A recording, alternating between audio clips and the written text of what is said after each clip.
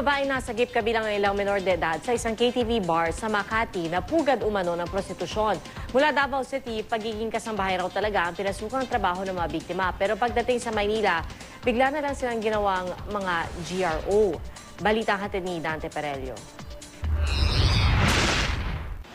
Matapos matanggap ang hudyat mula sa mga ahenteng nagpanggap ng mga customer, sumalakay na ang mga operatiba ng Anti-Human Trafficking Division ng NBI kasama ang mga tauhan ng Department of Social Welfare and Development. Wala mo nang gagalaw, NBI to, NBI!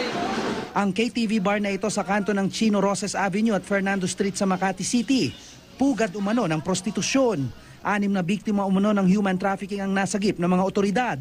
Nirecruit daw ang 6 mula sa Davao City bilang mga kasambahay. Pero pagdating dito sa Metro Manila, ipinasok silang GRO sa bar. Ang 2 sa kanila mga menor de edad at gumamit pa raw ng ibang pangalan para makapuslit papunta rito sa Maynila.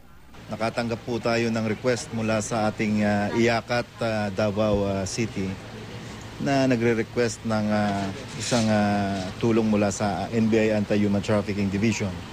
Sumbong ng ilang kaanak ng mga biktima sa mga otoridad, pinipilit daw silang makipagtalik sa mga customer ng bar, pero itinanggi ito ng mga biktima.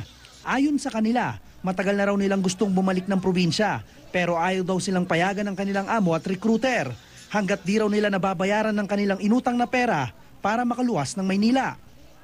Entertain lang po. Nagbibigay ng ng inumin, tapos parang ganon din po.